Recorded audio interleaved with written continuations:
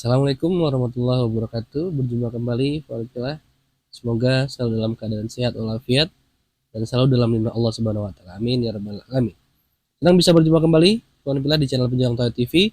Channel yang insyaallah akan terus bersama-sama dengan Anda menyuarakan yang hak dan membentengi umat dari upaya-upaya pemurtatan di luar sana, dan tentunya menjawab dan mengkonter segala tuduhan yang dilakukan oleh oknum yang tidak bertanggung jawab kepada Islam. Baik, ikan villa, pada kesempatan kali ini kita akan kembali menyaksikan diskusi lintas agama. Bagaimana keseruan diskusinya? Langsung saja kita simak video berikut ini.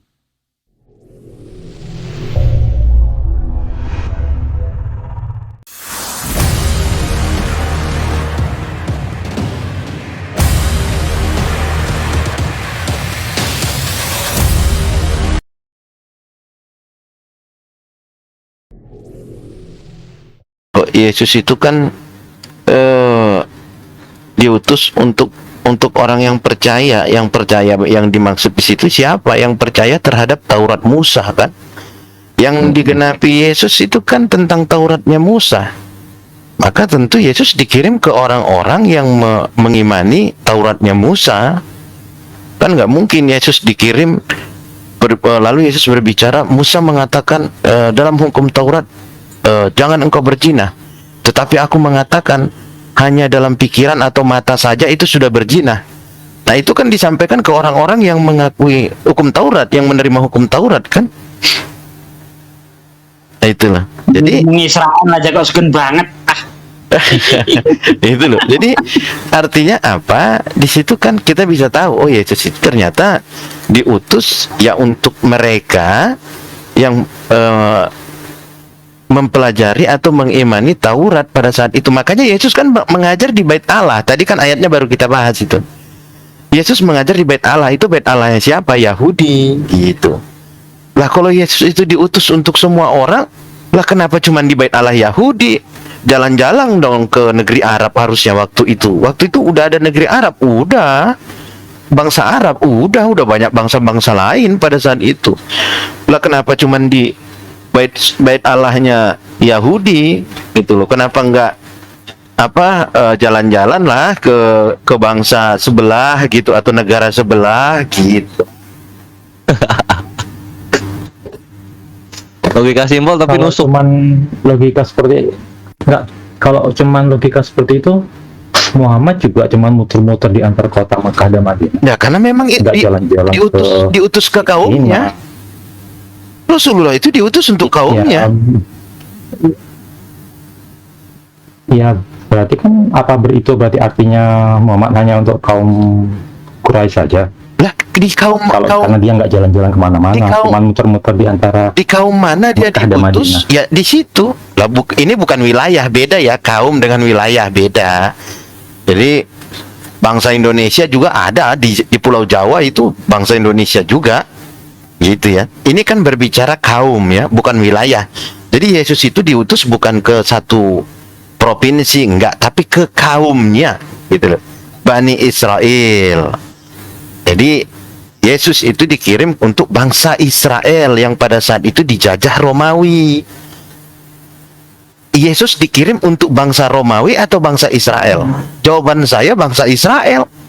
Nah pada saat itu ada nggak bangsa Romawi? Ada. Buktinya Israel dijajah oleh Romawi. Kenapa Yesus tidak dikirim ke bangsa Romawi? Kenapa dikirimnya ke bangsa Israel? Maka baru saya katakan dinubuatkan Yesus itu diutus untuk bangsa Israel, bukan untuk bangsa Romawi. Tapi pertanyaannya, apakah Yesus lahir itu ada bangsa lain? Ada, bangsa Romawi itu yang jajah Israel pada saat itu.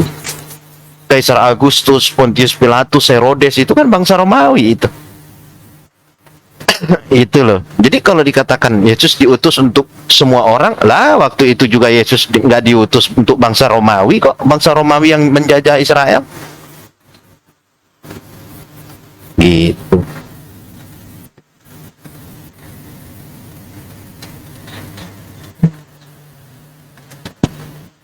Kok diem Bang Kapara? Ya, Bang Kapara. Enggak, saya melihat kalau kalian masih suka mengkotak-kotakkannya itu aja. Beda dengan yang saya pikirkan. bukan mengotak-ngotakkan. Jadi ketika kita justru mengatakan gini, Yesus itu diutus untuk semua orang, gitu ya. Lah waktu itu aja Yesus nggak pernah menemuin Herodes. Nggak usah semua orang gitu. Kita bicara bangsa Romawi aja yang waktu itu menjajah Israel. Pernah nggak Yesus menemui Herodes? Nggak pernah. Kenapa? Gitu loh. Karena dia diutus bukan untuk bangsa Romawi. Ngapain Yesus nemuin Herodes? Gitu loh. Kenapa Yesus mengajar di Bait Allah? Karena dia diutus untuk bangsa yang ada di Bait Allah itu. Bangsa apa? Bangsa Israel. Gitu loh. Jadi itu semua sudah terjawab. Tetapi pertanyaannya, jika ada bangsa lain yang mau mengikut Yesus, boleh apa enggak? Ya boleh. Itu beda hal, itu beda cerita. Jadi ketika Yesus diutus untuk Bani Israel, maka bangsa lain dilarang mengikut. Enggak begitu juga. Enggak begitu juga, gitu loh. Bang. Tapi kata jawab orang Muslim nggak boleh, Bang. Nah, yang orang Muslim nggak bisa jawab dong, karena ya orang Muslim kan nggak percaya Yesus. Gitu loh. Tadi bahkan mereka bilang kalau ada bangsa lain yang datang ditolak katanya. Nggak boleh. Ini bahwa Yesus hanya mengajarkan kasih kepada bangsa Israel. Kalau ada bangsa lain datang ditolak, nggak boleh mengikuti Yesus. Kata orang Islam tadi kayak gitu. Kalau nggak salah coba diulang. Coba kata Bang Selamat tadi sepertinya juga bilang seperti itu kan? Saya tidak mengarang. Gimana maksudnya? Ya itu di perspektif Islam. Lah iya, itu kan makanya saya katakan itu kan dari sudut pandang Islam. Lah tentu kalau kita menggunakan sudut pandang Islam ya itu sah saja, tapi kan sudut pandang Alkitab bagaimana? Apakah ketika datang orang-orang dari Samaria itu ya contoh ya, atau dari negeri-negeri bangsa lain datang kepada Yesus, apakah boleh? Boleh. Buktinya di Kisah Para Rasul di situ ada dikatakan orang Arab. Ada kok. Ketika berkumpul di Antioquia itu ada orang Arab di situ dituliskan, terkonfirmasi itu. Nah Bang, gitu loh. Ada orang Indonesia, boleh nggak, Bang? Kenapa? Kalau ada dari orang Indonesia, boleh nggak, Bang? Kalau ada dari orang Indonesia yang ingin mengikuti Yesus, boleh nggak, Bang? Pada saat kapan? Kira-kira Yesus menolak saya atau tidak? Pada saat kapan itu? Bukan, kira-kira Yesus nanti menolak atau enggak? Ya pada saat kapan? Ngikutnya sekarang atau pada saat itu? Orang Indonesia itu ngikutnya pada saat Yesus ada atau pada saat sekarang gitu? Apa bedanya? Ya beda. Beda dong.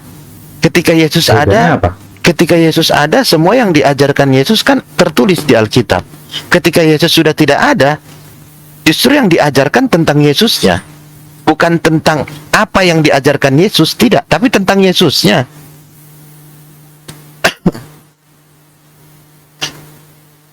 Beda. Wah ini Bang Kapara gitu. Suaranya kayak yang nangis. Jangan nangis dulu Bang Kapara. Wah enggak lah, kita diskusi Enggak ya? santai kok. Sudah iya. ngantuk. Oh sudah ngantuk, kirain nangis. Nah, Bang Kafara lihat nggak perbedaannya? Tapi kalau mau bukan apa? Melihat nggak perbedaan apa yang diajarkan Yesus ketika dia masih hidup dengan apa yang diajarkan oleh pengajar-pengajar atau murid-muridnya ketika Yesus sudah naik ke langit, ketika Yesus sudah diangkat? Iya beda. Beda kan? Iya beda. Nah itu Beda. gitu loh. Ketika Yesus hidup dia nggak pernah belajar mengajarkan di Bait Allah, aku lahir itu karena ada malaikat yang datang menemuin Bunda Maria. Nggak pernah Yesus jelaskan bagaimana kejadian dia dalam rahim. Nggak ada itu dalam Alkitab. Yesus berbicara tentang dia ketika dalam rahim kan? Nggak ada itu. Bahkan Yesus tidak pernah bilang dari mulutnya, aku adalah firman yang menjadi manusia. Nggak pernah itu. Yesus mengajarkan tentang Bapa, dan Bapa. Yesus mengajarkan tentang Dia yang mengutus aku. Aku datang dari Bapa dan kembali kepada Bapa. Lalu Yesus mengajarkan tentang menggenapi hukum Taurat. Ada yang salah dalam praktek hukum Taurat. Contoh, jangan engkau melakukan apapun di hari Sabat, di hari yang ketujuh. Tapi Yesus mengajarkan kalau ada orang yang butuh ditolong, itu nggak berlaku. Tolong saja orang itu sekalipun hari Sabat tidak boleh melakukan pekerjaan. Tapi kalau untuk menolong orang, menolong makhluk, boleh. Nah, maka berarti bukan seperti yang sebelumnya ya. Berarti boleh ya hari Sabat itu bekerja tapi untuk menolong. Kemudian banyak lagi yang digenapi tentang zina. Zina itu bukan harus berhubungan. Ketika mata dan pikiran juga sudah menginginkan, itu sudah berzina. Itu ajaran Yesus. Kan itu ya. Gitu loh. Penyempurnaan, disempurnakan hukum Taurat itu karena ada praktek yang tidak sesuai, ada praktek yang tidak benar, tidak lurus gitu loh. Tidak genap begitu. Maka Yesus diutus untuk memperbaiki itu tadi. Gitu loh. Berarti sudah, Bang, berarti kalau misalnya ketika Yesus sudah tidak ada, orang dari Indonesia tidak boleh mengikuti Yesus, Bang?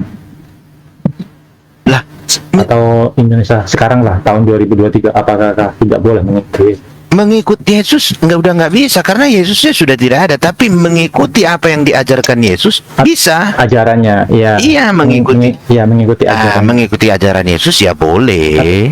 Gitu. Tapi tadi jawaban dari orang-orang Muslim nggak boleh, Bang. Lah ya kalau orang Muslim ya ikutin ajaran Rasulullah dong, bukan ajaran Jangan Yesus. menyamakan jawaban Bang Bob sama saya, jangan begitu. Bang Sudut Bob pandangnya Kristen beda. begitu. Iya. Ini Bang Kapara cari remis nih. Cari remis dia nih. Nggak bisa. Tapi Bang Bob ingat loh. Tapi ingat loh Bang Kapara. Bukan, saya justru sedang Tapi ingat loh Bang Kapara, di Alkitab itu ada terkonfirmasi ketika seorang ibu datang menghampiri Yesus yang sakit, dia memegang jubah Yesus. Yesus jawab apa? Pergilah kepada nabimu. Sebab setiap nabi diutus untuk kaumnya masing-masing. Si ibu itu disuruh pergi sama Yesus. Ada itu dalam Alkitab, saya lupa itu, dibantu Ustadz Sugi itu di ayat berapanya itu di kitab apa. Itu ada. Nah kalau kita gunakan dalil itu gimana? Ayo. Gitu loh. Kok malah Yesus nyuruh pergi ke kaumnya? Karena di setiap kaum itu ada utusan.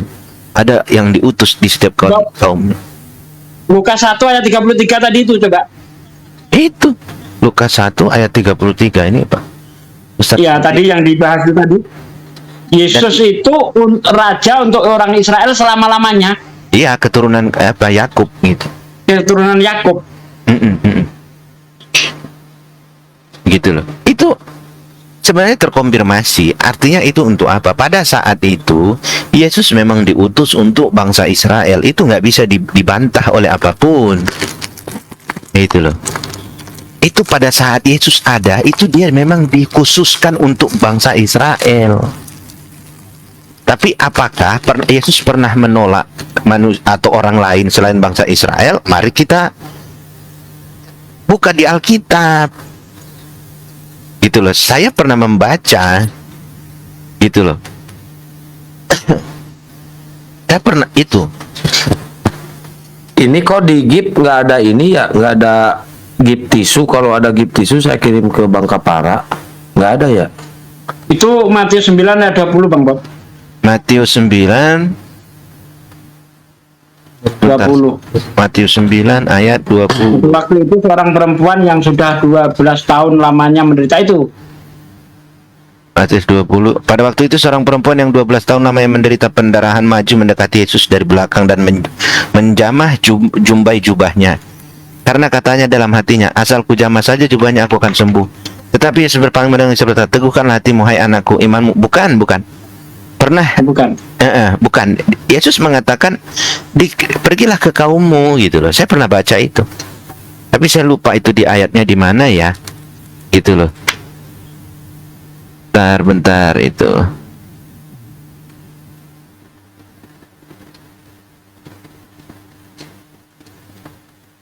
Pergi ke kaummu itu berarti masih ada nabi selain Yesus saat itu. Iya ada. Saat yang sama. Ada. Lah itu Yohanes Pembaptis kan Siapa? nabi, Pak. Bukan. Nabi dalam arti kata berbeda Tuhan. Atau berbeda ajaran. Dalam arti kata berbeda Lah ya dengan enggak lah, kalau kalau berbeda sama kan- Tuhan ya Yesus juga nggak ngakuin dia nabi dong. Kan yang sama Tuhannya baru diakuin Bukan. sama Yesus nabi. ketika itu ada orang datang ditolak itu, dia disuruh ke nabi dia, itu berarti ajarannya berbeda dengan ajaran Yesus saat itu, atau sama? Itu tidak terkonfirmasi. Yang pasti Yesus mengatakan pergilah ke kaummu gitu.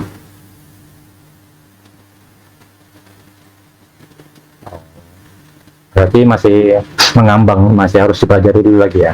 Ya di situ tidak terkonfirmasi gitu.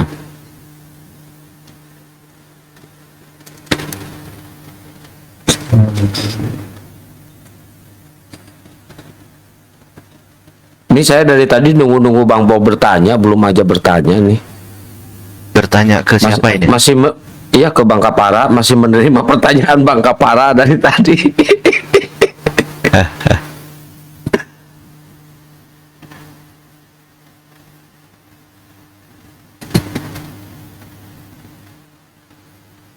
Ini Bang Kapara nyari apa? Nyari handuk apa nyari tisu Bang Kapara? Enggak sih, cuman sudah lupa sampai mana. Terus jadi Bang Kafara ngomongnya Yesus itu untuk semua orang, itu dalilnya di mana? Dasarnya di mana itu?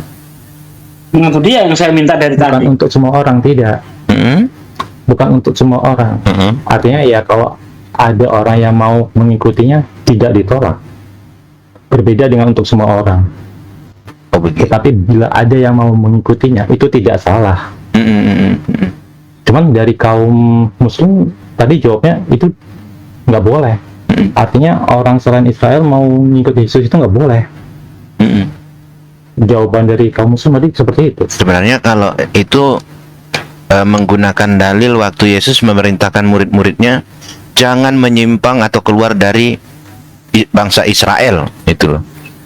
Itu ada. Ya, Ya. itu yang disampaikan. Matius 10 ayat 5 ayat 6. Nah, itu Yesus ada. memanggil 12 murid lalu berpesan, janganlah masuk ke kota orang asing atau masuk orang kota Samaria, melainkan pergilah kepada domba yang hilang dari umat Israel. Jadi penginjilan yang dimaksud itu kepada orang Israel yang sudah menyebar ke seluruh dunia. Karena pada masa itu bangsa Israel sudah tidak lagi menetap di Israel, tapi udah kemana-mana. Sejak kapan? Sejak zaman diaspora itu, Bang Bob.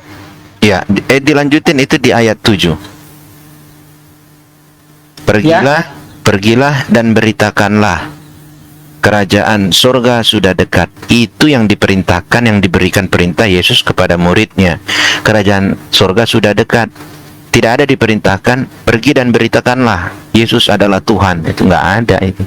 Nggak ada, betul. Gitu loh. Ini kan jelas di sini semua apa yang diperintahkan kepada murid-muridnya. Nggak ada tentang Yesus adalah Tuhan, tidak.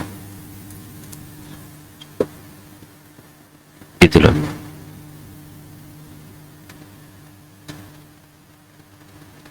Wah, Kang Alip kayaknya tidur nih.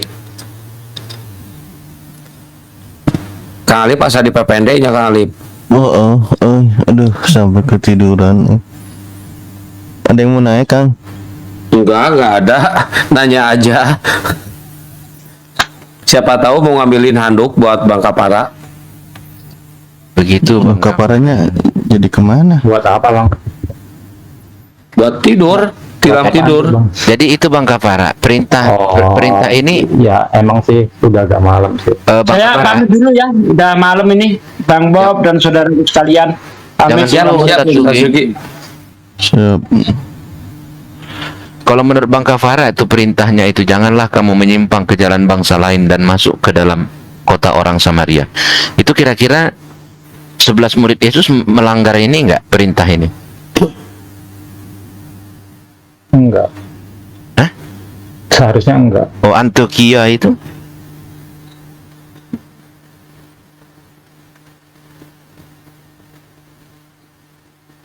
Lalu sampai ke keluar di sini menyimpang ke jalan bangsa lain itu. Orang Italia itu bangsa Israel enggak itu?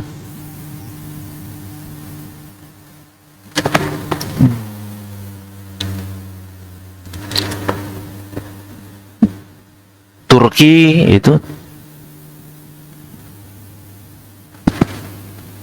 Kalau itu jangan ditanyakan ke saya bang kayaknya. Enggak menurut itu. Soalnya saya bukan yang mengkotak-kotakkan seperti itu, tidak.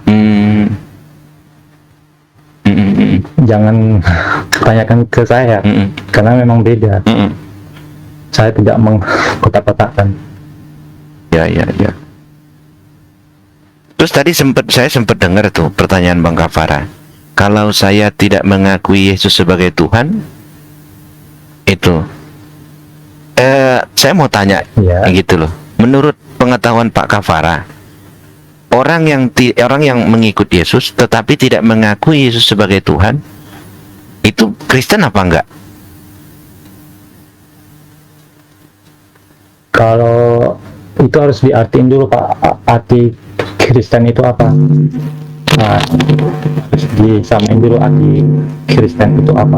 Enggak, yang sepengetahuan Pak Kafara gitu. Pengetahuan Pak Kafara, Ya harus disatuin dulu apa itu arti Kristen. Kalau sudah jelas apa itu arti Kristen, baru bisa kita ambil Kristen itu kan kesimpulan pengikut Kristus. termasuk atau tidak. Ya, cuma sampai situ aja atau masih ada lagi yang lain? Ya setahu saya Kristen Kalau cuma sampai situ aja, arti kata berarti Kristen itu iya. nah, Berarti iya. tapi dalam prakteknya kalau ada orang yang tidak mengakui Yesus sebagai Tuhan, dia diterima nggak sebagai seorang Kristen? Dalam prakteknya gitu.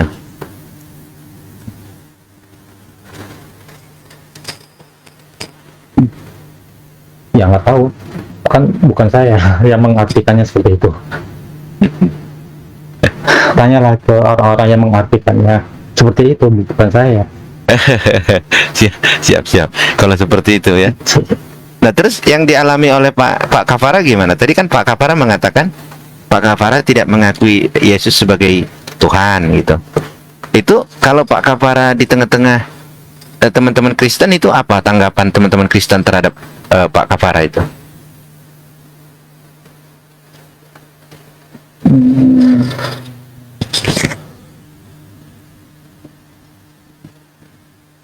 Paling dianggap sesat. Oh, dianggap sesat ya. Berarti samalah kita Pak Kafara. Saya pun udah dianggap sesat saya gara-gara mengimani Yesus itu bukan Tuhan, tapi utusan. Cuma saya kira ketika saya sudah mengakui bahwa hukum yang utama adalah mengenal dan Yesus yang Bapa utus, itu bagi orang Islam saya juga masih dianggap sesat. Oh iya, bukan sesat, tidak. Jadi kalau sepemahaman saya ya, kafir itu bukan hanya tentang mengenal satu-satunya Allah dan mengakui Yesus sebagai utusan, bukan. Itu loh. Kita harus paham dulu arti kata Islam itu kan berserah diri ya, membuka diri. Dalam artian apa? Dalam artian syariat Islam. Nah, untuk menjadi seorang Islam itu tidak cukup hanya menyembah satu Allah dan mengakui Yesus sebagai utusan, nggak cukup. Kalau cuman bermodalkan itu nggak cukup, ada yang kurang. Apa itu? Bersaksi bahwa Rasulullah itu adalah utusan Allah. Nah ketika kita mengakui Rasulullah itu sebagai utusan Allah, maka syariat yang diajarkan oleh Rasulullah itu ya harus kita terapkan dalam kehidupan kita.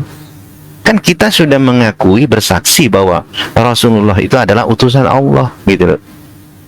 Jadi ya syariat yang diajarkan itu harus kita jalankan. Maka disitulah kita bukan orang kafir, gitu loh. Jadi bukan tentang Islamnya, tapi bagaimana kita sungguh-sungguh menjalankan Rasulullah, syariat Islam itu tadi, gitu loh.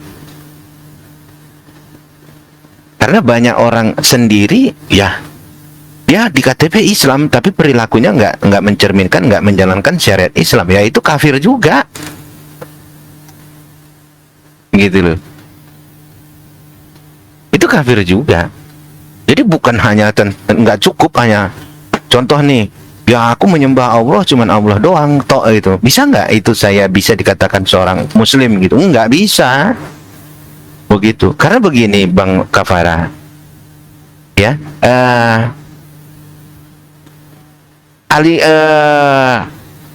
mengenal Allah itu dari diri kita bisa, karena dalam diri kita ini ada ruh yang ditiupkan oleh Allah itu ya.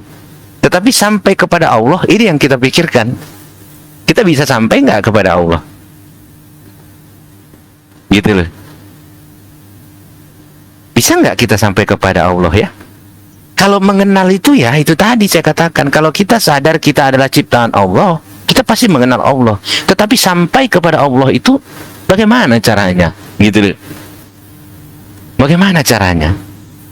Bisa nggak aku sampai ya kepada Allah ini tadi?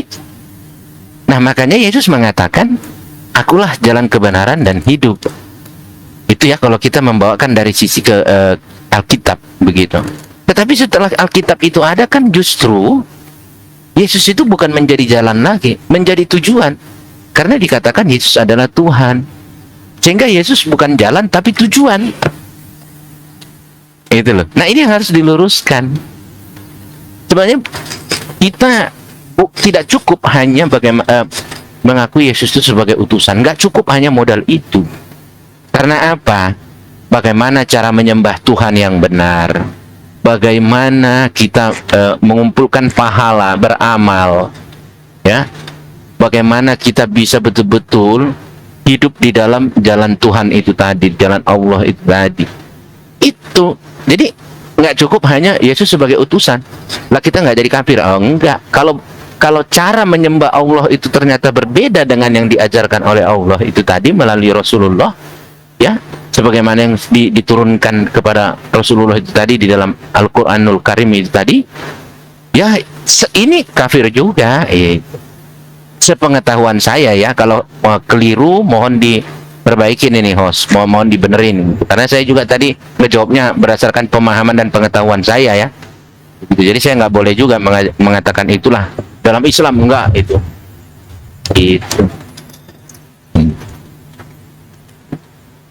Ya, gimana Kak Farah? Sudah cukup jelas?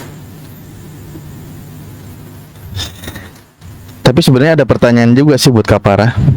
Boleh nggak kalau kami bertanya? Ya, silahkan. Hal apa yang ingin membuat Anda diakui sebagai seorang Muslim?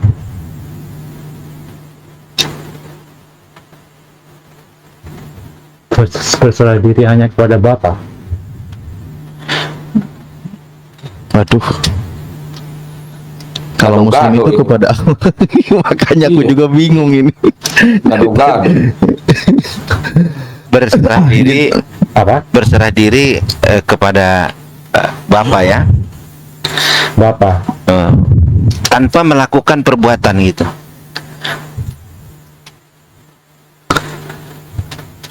Iya, itu awalnya dulu ibarat sebuah pintu. Pintunya di situ dulu. Nanti kita tetap mengikuti apa yang Oh iya. Gini aja deh pertanyaannya. syariat kan, apa yang hukum-hukumnya. Gini aja pertanyaannya. Kak Farah kan saya izin ya dari perspektif Kak Farah gini. Anda kan tetap memilih bahwa meyakini mengikuti jalannya Yesus ya. Artinya mempercayai Yesus dengan segala aturannya. Lalu kenapa Anda juga mengimani Nabi Muhammad, mempercayai Nabi Muhammad Nabi? Emang diajarkan di dalam ajarannya? Ya, karena yang disampaikannya secara logika, secara logis bisa saya terima. Enggak, saya ngambil pendapat dari Kapara sesuai dengan yang diyakini dulu ya. Saya mungkin sekarang pertanyaannya berbalik dari pembahasan kita yang sebelumnya gitu. Enggak, apa diajarkan oleh Yesus bahwa terima nabi ketika ada nabi di luar atau setelah Yesus itu sendiri?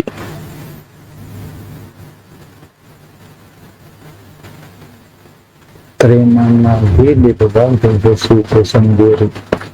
Ya, Yesus mengajarkan atau tidak gitu? Yesus hanya menyampaikan bahwa setelah dia itu akan ada orang-orang yang menyampaikan seperti yang ia sampaikan. Dia cuma bilang seperti itu. Akan ada orang-orang yang memberi kabar tentang ajarannya. hanya itu yang disampaikan Yesus. Berarti kan siapapun setelah Yesus harus ada ya, akan ada orang-orang itu yang harus dipercaya. Oh gitu, itu ada ajarannya ya, Dan penyampaiannya.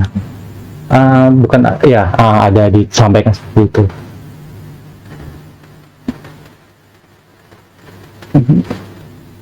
Termasuk untuk Nabi Muhammad itu sendiri. Jadi enggak.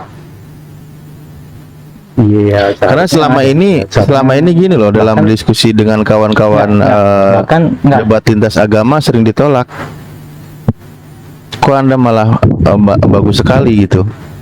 Iya, ini saya makin bingung nih ininya. Bukan hanya enggak, bahkan bukan hanya Muhammad. Sebelum Muhammad, jarak antara Yesus dan Muhammad itu pasti banyak orang-orang yang menyampaikan kabar firman tentang Yesus. Banyak. Tidak hanya setelah Yesus, tidak langsung Muhammad.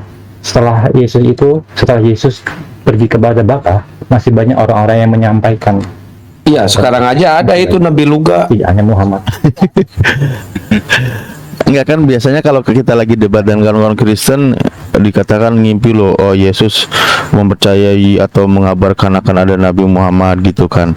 Kok tapi malah Bang Kapara malah justru mengatakan ada gitu. Saya pengen tahu dalilnya di mana gitu. Saya pernah baca itu saya nggak tahu persis ayatnya, tapi bunyinya seperti ini, bahwa saya akan pergi kepada Bapa. Karena kalau saya tidak pergi, orang-orang tersebut tidak akan menyampaikan atau melanjutkan. Roh penghibur. Kalau nanti Yesus sudah pergi, itu ada orang-orang yang tetap menyampaikan ajaran Yesus, tetap ada. Roh kebenaran. Dan itu banyak, ya bisa siapa aja, dan itu banyak, nggak hanya Muhammad. Kalau Paulus Dan sudah saya diikuti sudah belum Bang? menyampaikannya tentang Kalau Paulus termasuk yang Bang Kapara ikuti nggak? selama tidak saling bertentangan, iya. Selama tidak saling bertentangan, Lo enggak, dalam imanmu. iya. Selama tidak saling bertentangan, ya. Ih, gimana ya? Maksudnya Saya gimana? Enggak. Berarti ada Saya yang ingin bertentangannya menyampaikan- gitu. Saya enggak. Gini loh Bang, saya ingin menyampaikan bahwa saya itu bukan orang yang mengkotak-kotakkan. Saya itu luas. Artinya kalau Abang bermaksud mengkotak-kotakkan saya, itu tidak akan pernah bisa. Saya tahu pasti Abang mau bilang kalau saya mengimani Paulus berarti saya harus mengikuti semua yang Paulus sampaikan, bukan? Itu adalah sebuah kotak. Dan saya tidak akan mengkotak-kotakkan seperti itu. Itu bukan malah kotak, itu keseluruhan Bang. Bulat jadinya. Kok malah kotak? Itu kotak. Itu kotak. Bang. Jadi, artinya Ajaran saya Paulus harus diambil mengikuti sebagian dengan aja kotak. gitu maksudnya. Saya tidak boleh. Ajaran Yesus Yang diambil tidak sebagian saling aja bertentangan. gitu. Yang tidak saling Yang bertentangan. tidak saling bertentangan. Emang ada Oh, ajarannya Paulus yang bertentangan dengan ajarannya Yesus? Nah, tuh. Nah, Ini ada yang saya membingungkan ini. Emang ada ajaran kotak-kotak? Dari tadi misal saya nyinggung dari luar dulu ya. Misal contoh dari kalau ada dari Hindu pun berarti Anda ambil juga ajarannya gitu ya. Wah, syukron, ini siapa aja nggak di Mas. Carly Siregar. Masya Allah. Syukron jazakallah bihair, sehat selalu ahi. Lumayan buat Mas kawin nanti. Masnya mau disimpan. Alhamdulillah. Iya, itu berarti kan ngambil juga dari ajaran Hindu kan, selagi tidak bertentangan nanti alasannya. Waduh, Ah, kepental kayaknya. ini karena gini loh, dari tadi kita udah 3 kali pertemuan, tapi kok arahnya malah jadi makin bingung, makin kesini. Bukannya makin tercerahkan aku ini. Tapi ada yang seperti ini, Pak Ustaz. Pluralisme memang, iya. Ada gitu. Iya, bingung, Betul, jadi membingungkan arahnya kemana gitu. Dari tadi saya nyimak kok jadi makin buyeng. Ini kepental dia. Udah pertemuan ketiga ini. Udah masuk tuh. DC tadi disconnect. Sampai di mana tadi? Enggak bang, kalau misal juga dari ajaran Hindu pun Anda ambil juga gitu ya?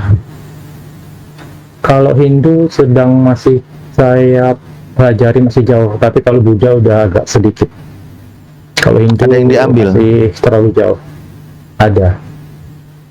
Kalau di Buddha yang saya ambil itu adalah bahwa ternyata patung Buddha yang sering disembah-sembah, yang sedang dibuat senyum itu bukan itu eksistensi yang tertinggi.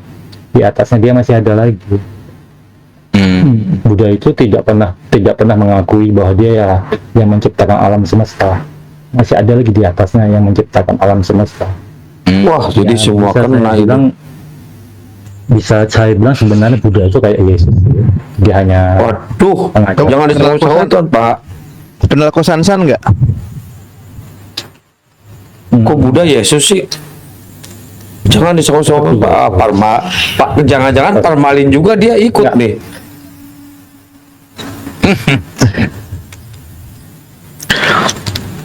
Gimana ini? Jadi aku bingung. Jadi kesimpulannya agamanya apa nih? Tapi belajar, anggap aja sedang belajar. Bukan anggaplah lah. Orang udah punya kesimpulan sendiri. Karena gini bang, ketika Anda mempertanyakan, kita menjelaskan Al-Quran, kita kasih tahu poinnya seperti ini, maksud penjelasan ayatnya seperti ini, Anda punya jawaban sendiri, bantahannya. Bingung juga kan? Ketika ke ayat ini Anda sudah punya kesimpulan sendiri jawabannya. Begitu juga dalam kekristenan, Anda sudah punya kesimpulan sendiri. Jadi bingung arahnya kemana aku ini. Buyang. Aduh, harus minum berdek dulu. Ini saya serahkan ke ahli ininya lah, Bang Bob sama Bang Alip. Saya nyimak aja. Itu nggak ikut. Ya udah, Kalian bingung karena kalian bingung Bapak karena Bob aja memang terapi. sifat kalian yang mengkotak-kotakan itu, dan saya tidak di dalam kotak. Itu aja. Nggak ada ajaran kotak, Pak. Nggak ada agama kotak. Ada. Oke, Kok ada saya agama mau tanya nih kotak sama Kotak-kotakannya. saya mau tanya sama Pak Kafara ya. Ya, silakan. Menurut Pak Kafara itu penjelasan tadi yang dalam ajaran agama Buddha yang sesuai dengan pengajaran Yesus itu apa? Dalam arti kata bukan sama persis, bukan. Artinya Iya. Mirip. Buddha itu, ya, Buddha itu hanya orang yang memberitahu cara hidup, memberitahu cara hidup. Ya itu. Tapi dia tidak mengekal, dia tidak mengklaim bahwa dialah kehendak alam semesta, tidak. Oh gitu. Dia hanya mengajarkan kepada manusia. Dia tidak mengklaim bahwa akulah yang menciptakan terang.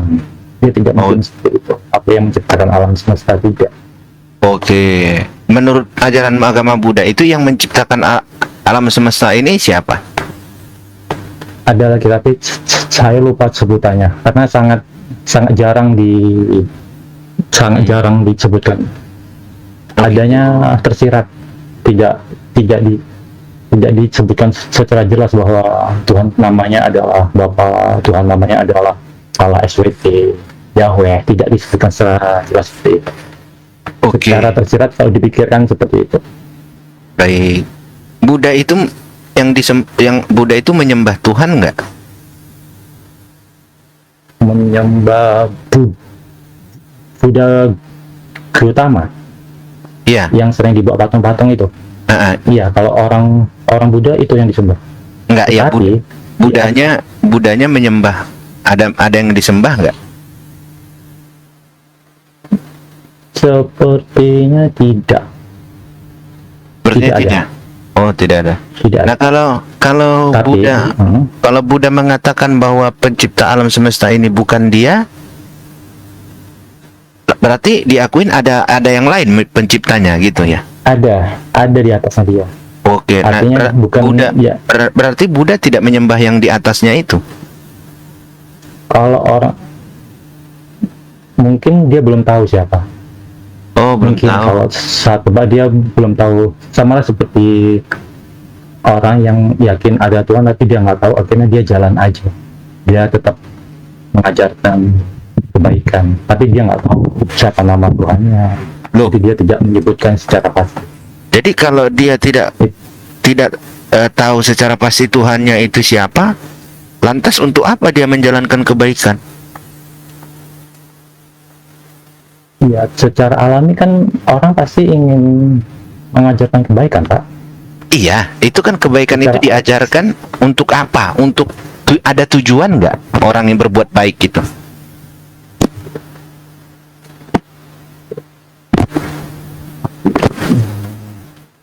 Saya nangkepnya ada sih, setelah mati itu ada tempat lagi yang dituju, makanya harus dilalui dengan kebaikan. Nah, ketika tempat setelah mati ada tempat lagi yang dituju ini siapa yang menciptakan itu dan siapa yang punya itu? Tidak disebutkan, tidak disebutkan secara pasti. Oh, berarti Mungkin saat itu, kalau dia belum tahu siapa, tapi ada dia. Kalau tidak pasti, tidak tahu pasti siapa, lantas bagaimana kita memastikan kalau kita berbuat baik, kita akan mendapatkan kebaikan ketika mati?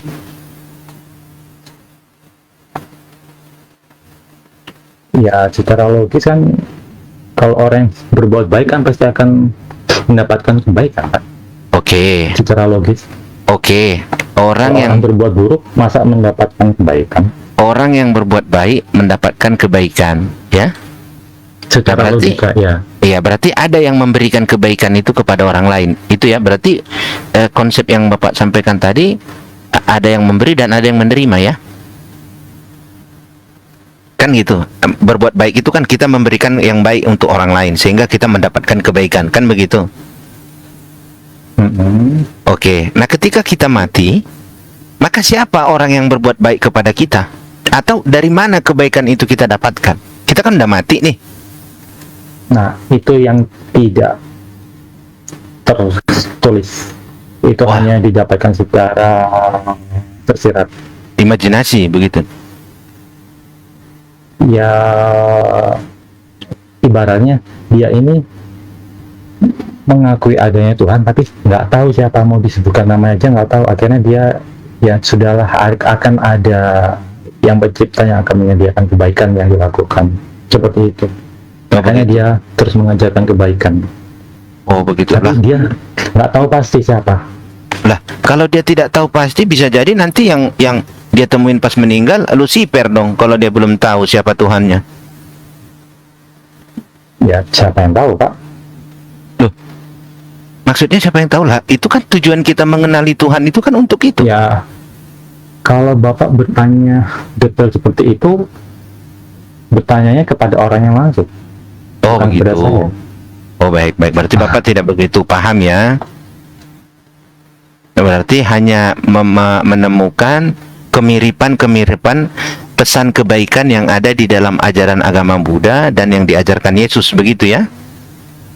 Ya, sebenarnya nggak hanya Yesus sih, sama seperti Muhammad juga, Musa juga. Oh, Artinya gitu ya. ada eksistensi di atasnya yang lebih berkuasa, yang lebih berkehendak. Baik. Cuma bedanya kalau Buddha nggak ada nama khusus, tidak seperti Yahweh, Elohim, tidak seperti Bapa, tidak seperti Allah SWT, nggak ada nama khusus.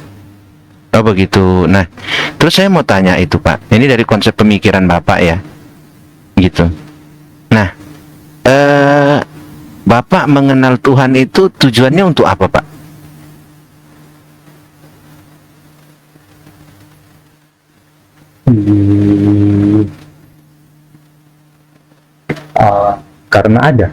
Karena ada, jadi harus dipikirkan. No, karena ada harus dipikirkan. Sebenarnya ya karena saya juga suka berpikir sih, makanya saya tidak mengkotak-kotakan. Saya terima ajaran Muhammad, saya terima Yesus, saya terima Musa. No, begitu. Makanya saya tidak mengkotak-kotakan. Jadi kalau tata ibadahnya yang Bapak ikutin yang mana?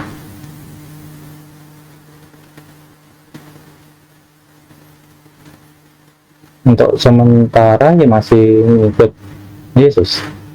Kenapa Bapak nggak ngikutin tata ibadahnya yang diajarkan Nabi Muhammad? Pilihan. Oh, pilihan. Ya kenapa Bapak Tapi nggak pilih? saya tidak Kenapa nggak pilih itu? saya tidak mendustakan Muhammad, tidak. Saya tidak Iya, maksud saya, dia. kan kalau Memilih pilihan aja. tentu ada satu dasar yang membuat Bapak menentukan pilihan untuk pilihan Bapak itu gitu. Apa dasarnya Bapak kok milih tidak mengikuti tata ibadah yang diajarkan oleh Rasulullah itu tadi?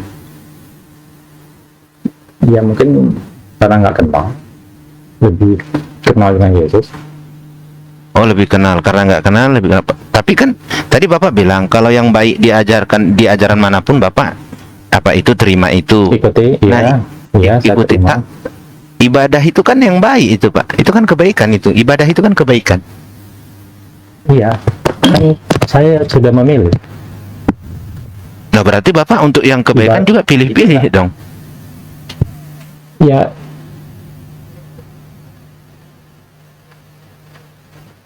Ya, iya. Nah, kan tadi Bapak bilang yang baik di sini Bapak terima gitu ya. Nah, begitu juga Iya. yang baik yang diajarkan oleh Nabi Muhammad Bapak terima. Kenapa perihal ibadahnya Bapak nggak terima semua? Cuman pilih satu. Kan baik juga. Semua kan ibadah itu baik. Emang ada Ya, ibadah baik. yang tidak baik? Tidak. Nah, kenapa Bapak pilih satu? Kenapa nggak ikutin semua aja?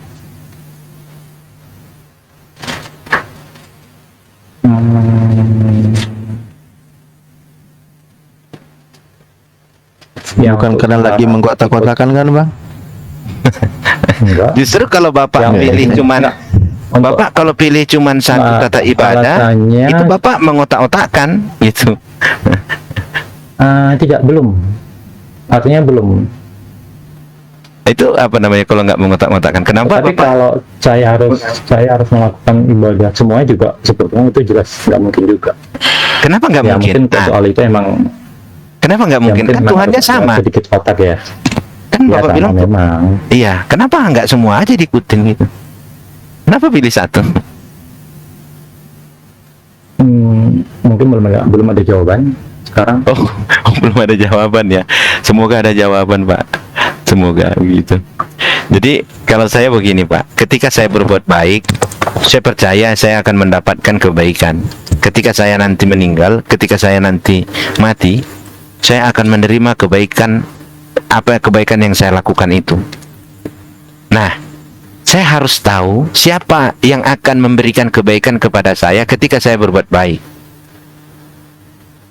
Saya harus tahu itu. Saya tidak mau sesuatu yang belum pasti saya lakukan dalam hidup saya. Gitu loh. Saya tidak akan mau melakukan suatu perbuatan baik kalau nanti itu hanya masih lisan atau belum pasti. Bagaimana kita melakukan kebaikan sementara ketika ditanya siapa yang akan memberikan kebaikan ketika nanti kita mati, itu enggak tahu pasti. Gitu. Kacau ya. Ya ini mah kayak lapar tapi nggak mau makan, Bang Bob. Jadi kenapa saya harus kenal dan saya akan menerima upah dari kebaikan saya itu ketika saya melakukan dari yang akan memberikan kebaikan kepada saya ketika saya mati. Gitu loh. Contoh ya, karena Bapak tadi bilang ajaran Yesus. Yesus mengatakan, jika tangan kananmu memberi, cukup tangan kirimu saja yang mengetahui. Sebab Bapamu yang di tempat tersembunyi telah mencatat dan menyiapkan upah untuk itu. Begitu ya. Saya melakukan itu karena itu sudah dicatat sama Bapak oleh Bapak di tempat yang tersembunyi. Gitu loh. Tapi ketika tidak ada yang memberikan jaminan bahwa ketika saya melakukan itu saya akan mendapatkan upah atau mendapatkan kebaikan nanti di surga atau di akhirat atau dimanapun itu ketika saya meninggal, untuk apa saya kerjakan itu?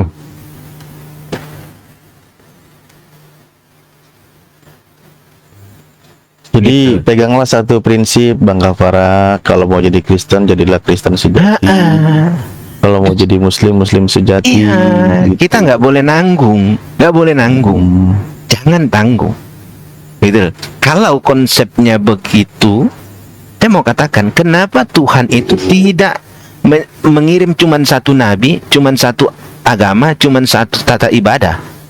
Kenapa dibiarkannya bermacam-macam seperti itu?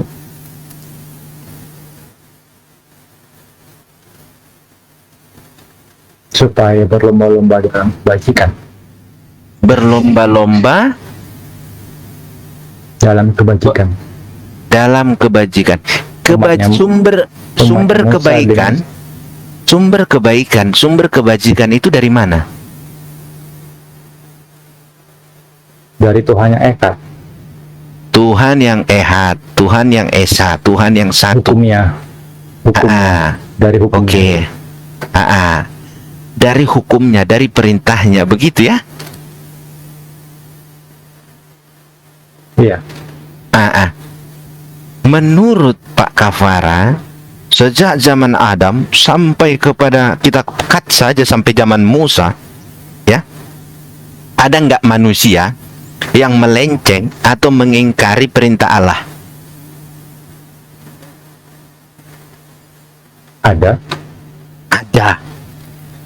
Pada saat itu ada nggak Ya. nabi yang diutus oleh Tuhan? Ada. Ada. Sudah diutus nabi saja masih ada yang menyimpang. Itu sudah Ya, diutus tentu. nabi. Sudah diutus nabi masih menyimpang. Bagaimana Pak Kafara tidak menyimpang ketika Pak Kafara tidak mengikuti ajaran yang dibawa atau yang dikirimkan atau yang diturunkan Tuhan melalui nabinya?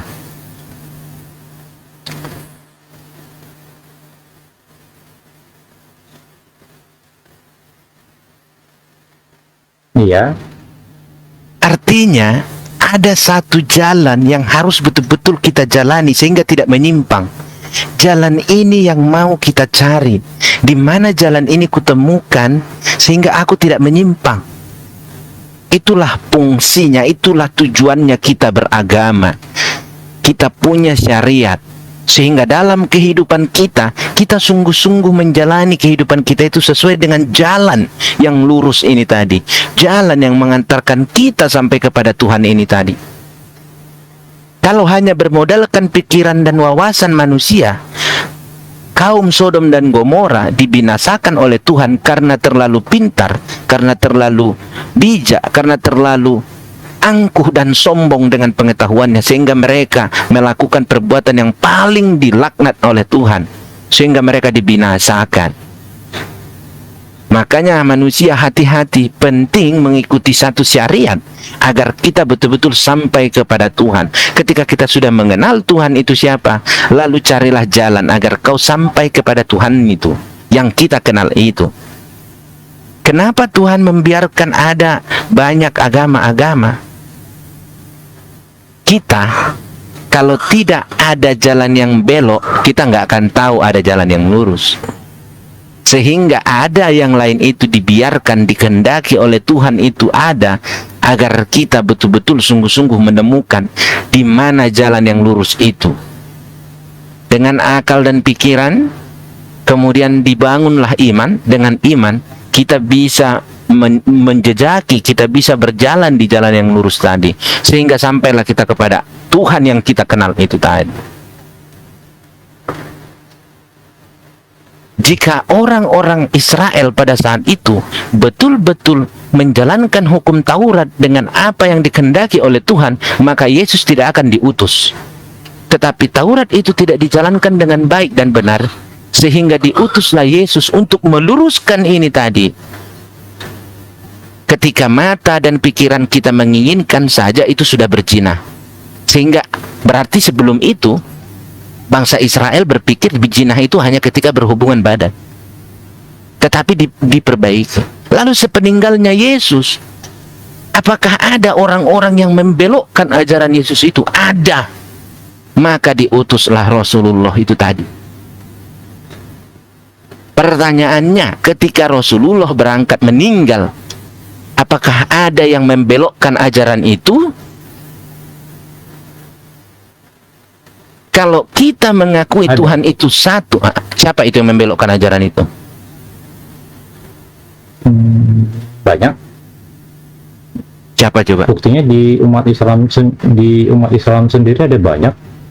Ada banyak apa ini? yang membelokkan Ya jangan di. banyak golongan. Iya, oke. Yang membelokkan yang kayak mana ini sekarang? Golongan itu bukan masalah, ormas. Kayak gitu mah bukan. Enggak ada. Lain lagi. Itu bukan. Kalau hanya Kalau NU Muhammadiyah itu organisasi, bukan membelokkan, Pak. Iya, itu kalau atribut. hanya ormas, Itu lebih kepada. kalau Itu. hanya ormas seharusnya tidak akan sampai ada istilah umat, tidak sampai ada perbedaan ibadah dengan umat, tidak. Oh, Bukan nah. hanya NU dan Ibadahnya Muhammad, nggak ada yang tidak. bedanya Ada di banyak. mana? Bedanya di mana? Itu ada yang sholatnya 8 rakaat, ada yang sholatnya 20 rakaat, Loh, Oh, itu terawih, sholat terawih. kunut. Oh, sholat terawih, Kang Alif. Dia mau Beda-beda belajar lah. sholat terawih. Kalau kan beda-beda lah. Enggak. Beda-beda lah. Enggak. Kalau belum di dalam, sebaiknya di ini dulu aja. iya. Bukan itu karena kami tidak ada masalah. Misal begini, kami salat taraweh mau 23 rakaat ayo, mau 11 rakaat ayo, itu tidak masalah, bukan suatu yang wajib juga. Itu bagus gitu kan. Itu bukan sebuah permasalahan. Salat kami sama, bacaannya juga sama, doanya juga sama.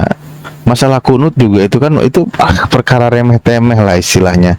Jadi kan kunut itu karena Nabi kami pernah kunut, pernah tidak kunut. Jadi ketika ada yang kunut, ya dia mengamalkan karena Nabi kami pernah kunut. Yang tidak kunut karena Nabi kami juga tidak kunut. Bukan perkara wajibnya gitu. Jadi itu bukan hal yang masalah makanya. Ya, yang salah yang nggak sholat ya, Kang Alif. Nah itu. Itu. Kemudian begini, Pak Kafara. Terkait dengan itu bukan perbedaan ajaran. Itu loh, itu bukan, itu keberagaman ajaran. Itu loh. Bukan perbedaan. Kalau yang berbeda itu contoh, ada yang tidak sholat, ada yang sholat, itu baru berbeda. Tetapi dia mengatakan nabinya Rasulullah itu tadi nggak boleh. Gitu loh. Kalau nabinya Rasulullah, dia wajib sholat. Apa yang diwajibkan harus dijalankan.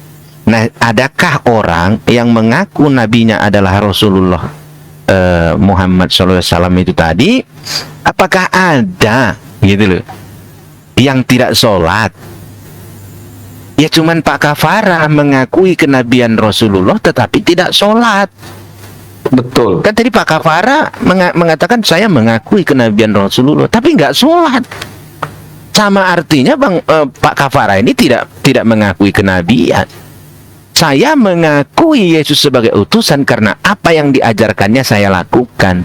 Itulah wujud pengakuan saya. Itulah wujud saya mengakui kenabiannya. Kalau Pak Kafara mengatakan mengakui kenabian Rasulullah itu tadi, lah kenapa nggak sholat tapi mengakui kenabiannya? Oh iya, soal sholat ada juga yang mau saya sampaikan. Saya pernah dengar di Al-Quran itu bahwa umat Muhammad itu disuruh sholat seperti umat-umat sebelumnya sholat. Artinya umat-umat sebelumnya itu juga sudah melakukan sholat. Iya.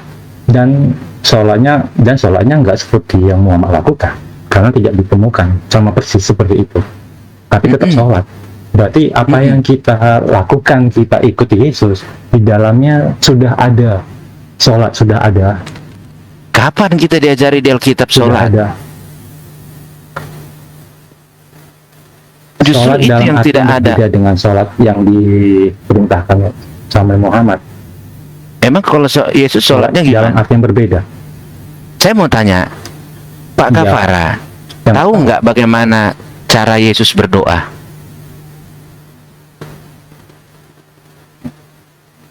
Kalau saya tanya nih, Pak Kafara kan mengakui Yesus sebagai utusan. Oke, kita terima Yesus sebagai utusan. Utusan itu ketika berdoa, bagaimana dia cara berdoa kepada Bapa? Pernah nggak Pak Kafara diajarkan Yesus itu berdoa itu dengan berdiri, melipat kaki, itu ada nggak diajarkan gitu? Saya pernah dengar sih, tapi samar-samar, cuman ingat sedikit. Nah, Nggak berarti pasti, cuma ingat sedikit. berarti Pak Kafara sebagai pengikut Kristus tidak melakukan berdoa atau tidak melakukan ibadah seperti yang dilakukan Yesus dong, karena sedikit-sedikit gitu, nggak begitu tahu gitu. Ya karena nggak tahu ya. Berarti kalau dengar-dengar kayak gitu, misalkan Bang Kapara dengar sepintas dari orang Kristen itu tahlil, melakukan tahlil kalau ada yang meninggal. Enggak. Bang Kapara percaya juga. Seperti gini. Ya sebentar dulu, Pak Kafara, saya mau tanya. Nah tadi kan katanya Pak Kafara nggak tahu kan cara Yesus ibadah itu gimana ya? Nggak ada ya dijelaskan di Alkitab ya, bagaimana dia berdoa ya? Nah lantas, kalau secara lantas yang kita ikuti sebagai Kristen dalam beribadah itu tata ibadahnya siapa? Cara beribadahnya siapa yang kita ikuti itu?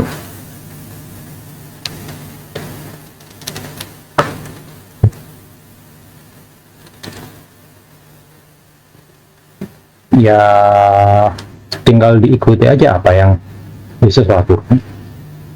Yesus kapan Yesus hari Minggu ke Bait Allah? Ada nggak dijelaskan di dalam Alkitab? Yesus ke Bait Allah setiap hari Minggu. Nggak ada. Tidak ada. Nah kemudian tata cara ibadah di gereja itu apakah seperti itu Yesus beribadah? Nah, justru saya baru tahu tentang bagaimana Yesus ibadah itu dari debat-debat ini, dari orang Muslim yang sampaikan, dari Yonatan Nando yang cara menyampaikannya dia kalau gimana Yesus itu. Ini Bang Kapara ini suka ke gereja nggak sih? Bang Kapara? Iya. Bang Kapara suka ke gereja nggak? Kalau dulu ya.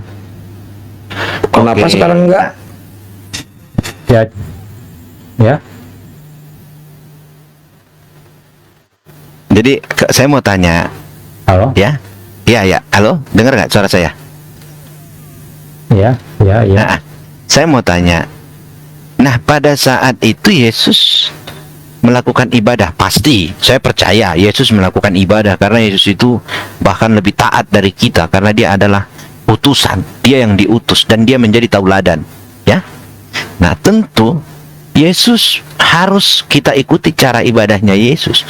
Tetapi kan di dalam Alkitab tidak ada diterjemahkan, tidak ada terkonfirmasi. Apakah Yesus itu ketika menyembah Tuhannya dia bersujud atau ruku atau berdiri?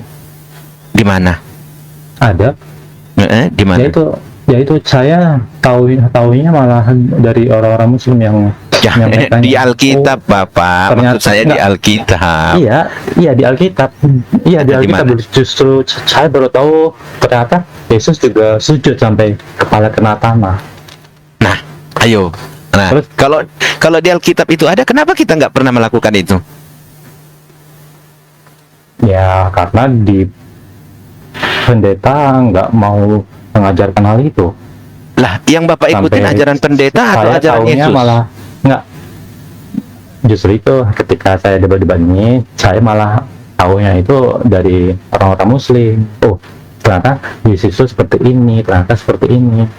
Dari situ makanya. Iya. Makanya saya belajar lagi. Pernah nggak kita bertanya kenapa kita tidak bersujud seperti Yesus sampai mencium tanah? Kenapa kita ngikutin yang diajarkan pendeta? Kok yang dilakukan Yesus kita nggak ikutin? Ini Bang Kapara ini orang tuanya agama apa Bang Kapara? Kristen masuk. Oh, Gitu.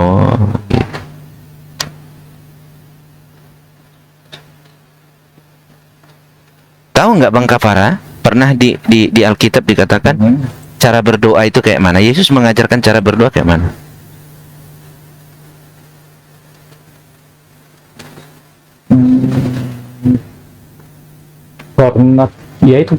Pernah dengar sih yang di taman Gesmani. Semani jauh.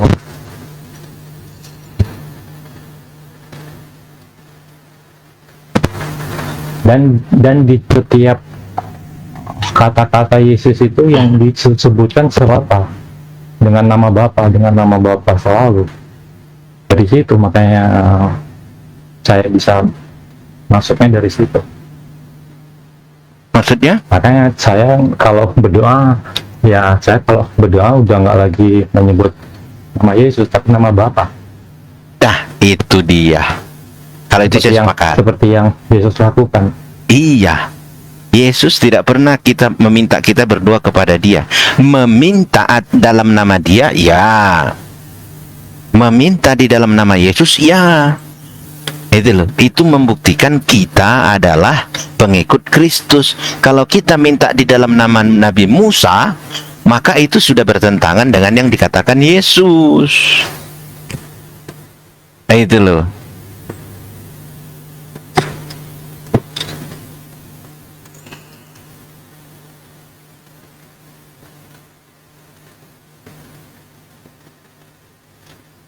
Oke, terus?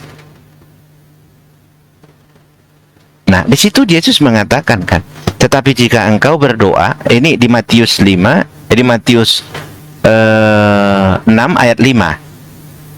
Di Matius 6 ayat 5 dan ayat 6, Matius 6 ayat 6. Tetapi jika engkau berdoa, masuklah ke dalam kamarmu, tutuplah pintu dan berdoalah kepada Bapamu yang ada di tempat tersembunyi. Maka Bapamu yang melihat yang tersembunyi akan membalasnya kepadamu. Itu kan yang diajarkan Yesus kan? Ya. Gitu loh. Kenapa Kristen tidak menjalankan ini sih? Ya karena nggak diajarin sama pendeta. Nah itu ya seperti itu. Nah kemudian di sini di ayat 6, ayat 16. Nah di sini dikatakan di ayat 16, Matius 6 ayat 16. Dan apabila kamu berpuasa, berarti di situ Yesus membolehkan puasa kan? Bahkan ini menjadi satu kewajiban.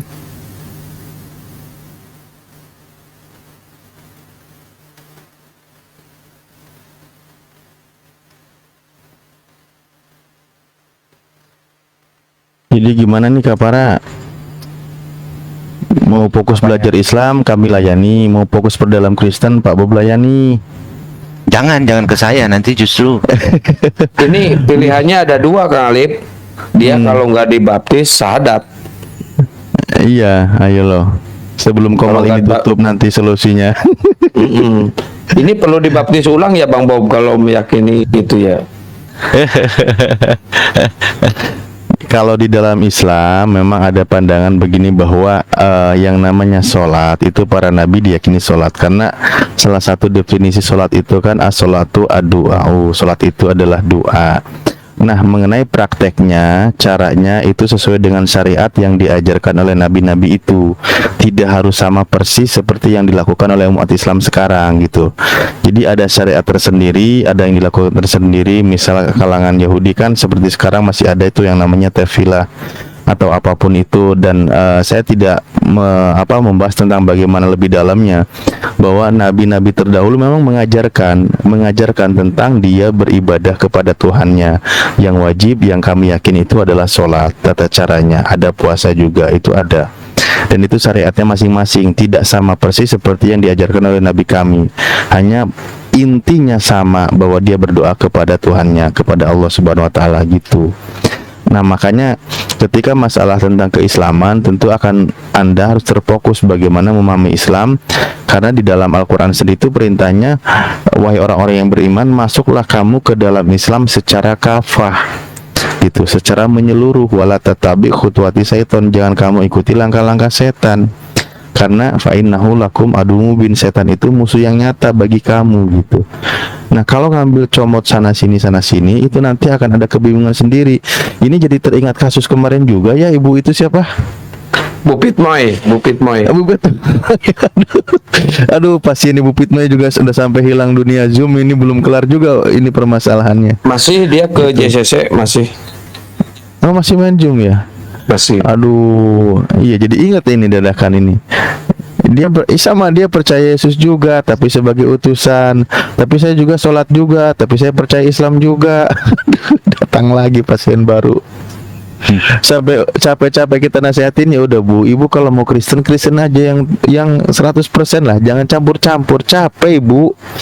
Ya. Daripada Ibu menjalankan sholat juga, ibadah puasa juga, Ibu tertolak karena keimanannya beda. Saya bilang SSY jangan dia campur-campur. berpegang teguh SSY ya Kang Alip. SSY tapi ibadahnya sholat, puasa, zakat biasa gitu. Ya tapi ya ke gereja juga iya. Iya, Bahkan ke ngajar gereja juga sekolah, iya. ngajar sekolah minggu juga kayaknya. Kan bingung kitanya. Dia cari aman itu namanya Kang Alip. Jadi kalau misalkan Islam yang benar masuk surga, SSC yang benar masuk surga juga, dia cari aman. Iya, sampai capek itu tiap pertemuan berapa bulan masih aja kayak gitu. Aduh, entah apa yang merasukinya. Nanti saya WA dia lah, Nah itu suruh TikTok. baru Ini ada kan penginjil Sep ini, Kang kok host dari mana? Dari Iya. tadi mungkin. penginjil Sep.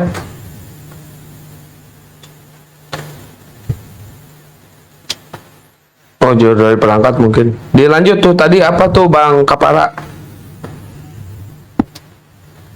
iya itu sih apa maksud dari saya bertanya tadi itu yaitu tentang hukum yang utama. Saya sudah mengikuti dan sudah percaya Yesus sebagai utusan, tapi kok masih dianggap kafir, masih dianggap penghuni neraka, padahal saya tidak mentuhankan anak.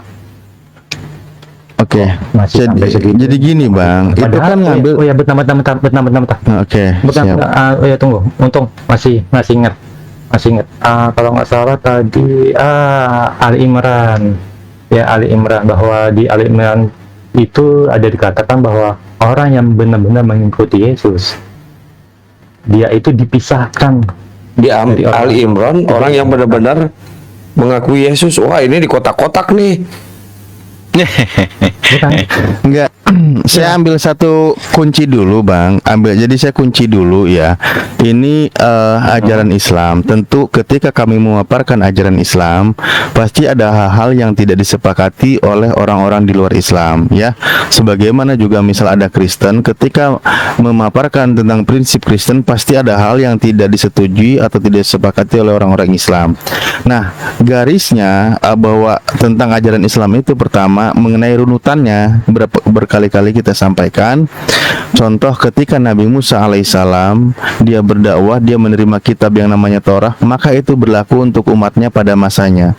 Ajaran itu sempurna untuk umatnya pada masanya sampai datang Nabi berikutnya. Ini prinsip di Islam ya. Sampai datang Nabi berikutnya, ada ajaran yaitu yang datang Nabi Isa alaihissalam bagaimana menyempurnakan lagi, ada sesuatu yang dihalalkan apa yang sebelumnya diharamkan, penyesuaian syariatnya. Prinsip tidak ada yang berubah. Prinsip keimanan, ketauhidan, prinsip menuhankan itu tidak ada yang berubah. Karena itu perkara keimanannya menyembah Tuhan yang Esa, Tuhan yang satu, itu tidak yang berubah. Namun masalah syariat, makanya di Al-Quran itu kedatangan Nabi Isa alaihissalam meneruskan ajaran Nabi sebelumnya yaitu kitab Taurat, juga dia ada yang menghalalkan sebagian apa yang sebelumnya diharamkan. Artinya ada syariat yang disesuaikan dan itu berlaku pada masanya. Makanya di dalam Al-Quran dikatakan bahwa Nabi Isa diutus kepada Bani Israel dan dia mengabarkan akan ada Nabi berikutnya yaitu namanya Ahmad, maka ikutilah dia. Dan ketika dia datang, banyak orang yang berkata dia itu adalah seorang penyihir. Itu juga tadi sudah dibahas.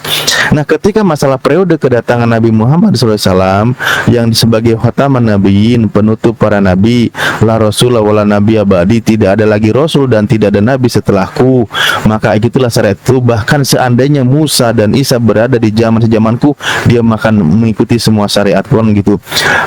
Buktinya di dalam beberapa literatur, beberapa hadis dijelaskan ketika Nabi Isa nanti datang turun kembali, maka dijelaskan dia tidak membawa syariat baru, tetapi dia mengikuti syariat yang ada. Bahkan dia ketika sholat waktu itu nanti maksudnya dia akan menjadi makmum, ya makmum dari Imam Mahdi karena dia umatnya Nabi Muhammad SAW.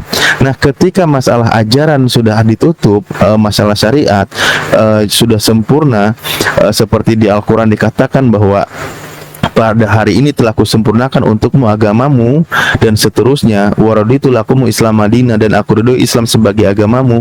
Maka disitulah perintahnya masuk semua ketika periode kenabian Nabi Muhammad, ayo ikuti semua syariat yang ada, tata cara ibadah yang ada ketika Anda mau masuk ke dalam Islam. Seperti tadi ayatnya di Al-Baqarah bahwa wahai orang yang beriman, udkhulu fisilmi kafah, kalian itu masuk ke dalam Islam secara kafah, keseluruhan, jangan sepenggal-penggal, jangan setengah-setengah, jangan ngambil comot yang enaknya saja gitu.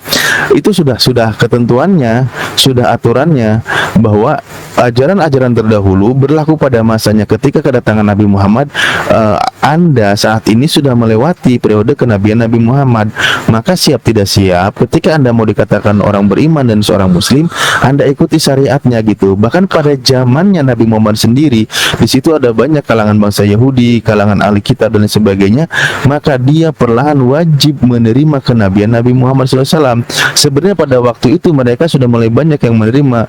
Di antara sebagian yang lain ada yang masih merasa sombongnya. Karena apa?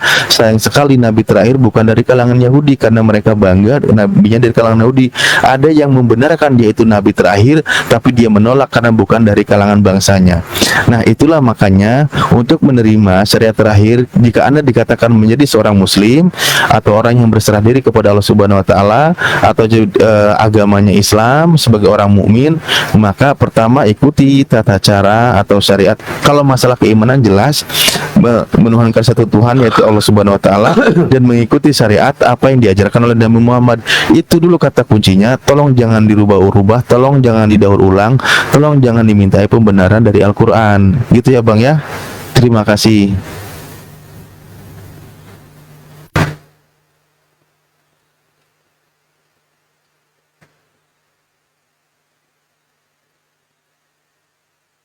Lah, kemana Bang Kapara nih? Enggak sih, iya ya, saya masih ada tok. Nggak, saya kira dengan seperti yang udah saya dapatkan, saya sudah dipisahkan dari kata kafir, sudah dipisahkan, artinya tidak dicampurkan. Masuk saya masih dianggap sama dengan yang menyembah anak manusia. Malah lebih parah, Pak. Kalau menurut saya malah lebih parah. Bisa kafir, bisa munafik. Iya, bisa kafir, munafik, sama syirik. Betul nggak, Kang Alip? Kenapa bisa lagi? Iya. Kenapa Ya, bisa dapat itu ada di Al-Baqarah juga dari kategori munafik. Ketika dia bersama beriman, dia mengatakan beriman. Wa idza khala ila sayatinim, ketika dia berpaling kepada golongannya, dia mengaku bersama golongannya. Itu bukan kategori orang yang muslim yang selamat, bukan. Iya. Makanya saya tadi kasih penegasan kalimat-kalimat itu, saya harap Abang paham gitu bahwa oh ternyata di Islam itu nih gitu loh. Ya, jadi kita tegas, aturannya tegas, syariatnya tegas, pengakuannya tegas. Makanya tadi ketika mengakui al-Islamu kan tasdikul biqolbi, dibenarkan, diikrarkan oleh hati, diucapkan oleh lisan, diucapkan ya. Dan apa yang menjadi syariat tentang rukun ucapan dan diamalkan oleh seluruh anggota badan atau rukun-rukunnya, itulah yang dikatakan sebagai seorang muslim gitu. Sebelum dia melakukan itu, maka dia belum masuk kategori itu. Begitu, Bang. Nah, itu ya. Nah, itu ya. Saya justru sering mendengar bahwa dari Zakir Naik juga sering kok seperti itu. Jadi apabila kita mengakui Tuhan yang echad, itu sudah muslim. Dari Zakir Naik sering menyampaikan seperti itu. Dia sudah menganggap muslim sebenarnya, sudah tidak mentuhankan anak sebagai bapa. Itu sudah dianggap muslim dari Zakir Naik. Makanya saya bingung. Saya pernah mendengar Muslim itu hanya berserah diri kepada Tuhan yang Ehad, tapi kok setelah sampai di Nah, oke. Komar ini kok jadi banyak banget Baik. artinya. Baik, Kok jadi ketika luas banget, berserah jadi diri harus kepada sholat, Tuhan yang satu, berprinsip kepada Al-Quran, di dalam Al-Quran diperintahkan bahwa Kul in kuntum tuhibbunallah fattabi'uni, itu kalimatnya. Kan kepada Tuhan yang satu berserah diri. Di situ kan mengikuti segala ketentuannya. Allah berfirman memerintahkan kepada Nabi Muhammad, wahai, katakanlah Muhammad, jika kalian semua nih termasuk Bang Kafara benar-benar ingin dicintai Allah, maka apa di situ? Fattabi'uni, ikutilah aku. Siapa di situ? Ikuti Nabi Muhammad. Apa yang diikuti? Segala ajarannya yang sifatnya nanti ada syariat, perintah dan larangan, wajib, sunnah dan seterusnya, tentang halal haramnya. Fattabi'uni, ikutilah aku, yuhibbukumullah, maka Allah akan mencintai kalian, wa yaghfir lakum dunubakum, dan Allah ampuni segala dosa-dosa kalian. Itu mengimani Tuhan yang Esa. Ketika larinya kepada Nabi Muhammad, kepada Allah Subhanahu wa taala, atau yang ada syariatnya di dalam Al-Qur'an, maka ketika Anda percaya, mengimani, dikatakan muslim, ikuti firman-Nya. Firman-Nya, perintahnya seperti itu. Ikuti nabinya. Gimana dong? Berarti yang disampaikan Zulkarnain salah. Yang disampaikan, aduh, bawa jaket naik lagi terus. Kan tadi, ketika tadi dikatakan Ya, apa coba? Kalau Zulkarnain itu menyatakan apabila kamu sudah mengakui Tuhan yang satu, Echad, itu sudah muslim. Kemudian saya pernah dengar dari, bukan, saya juga pernah dengar dari Jonathan Nanda, dia juga bilang kalau arti Islam itu adalah berserah diri kepada Tuhan. Udah cuman seperti itu aja. Nggak harus sampai banyak embel-embelnya di bawah, tidak. Oh, Sebelumnya itu ini bukan aliran kotak-kotak, ini aliran ikrar ini. Aduh, repot lagi. Yang penting aku aja gitu ya. Ya, terserah lah. Itu bukan dari saya, itu bukan dari saya, tapi dari kalian sendiri yang menyampaikannya. Ya, abang mau terima nggak dalil dari yang saya sampaikan? Ya, karena ada orang lain yang menyampaikannya beda. Maka jadi untuk sementara ya saya pertimbangkan aja dulu, karena ada orang lain yang menyampaikan berbeda. Allahu Akbar, ini kayaknya nggak ada ujung deh ini. Diskusinya beneran deh. Atau gini aja deh. Dari Enggak, capek saya, Bang. Anda sendiri aja deh, abang. Bukan kan karena yang Tadi dengan Kang Iya, ada Yonatan Nandar sudah dijelaskan, seandainya ada kalangan ahli kitab, kalangan Yahudi dan Nasrani yang sejaman denganku, dia tidak mengimaniku, dia dikategorikan kafir. Itu ada hadisnya. Kang Yonatan Nandar tadi menyampaikan, saya aja masih ingat. Apalagi pembelaan yang mau ada bawa. Bukan. Jadi begini, Tapi dia bilang- Pak Kafara, dia ada begini. bilang Ya, secara kosakata ya mungkin bisa dikatakan seperti itu, tetapi secara keimanan nggak cukup cuman hanya menyembah satu Tuhan. Kalau kita berpatokan seperti hanya menyembah satu Tuhan, maka Parmalim di orang Batak itu bisa dikatakan juga enggak. Parmalim itu menyembah satu Tuhan, nggak ada Tuhan-Tuhan lain selain Opu Mula Jadi Nabulun, gitu loh. Tetapi kalau kita kembali lagi, kenapa seperti yang Bapak katakan tadi, kafir itu bukan tentang menyembah satu Tuhan atau dua Tuhan, bukan, gitu loh, bukan. Kalau Pak Kafara mengatakan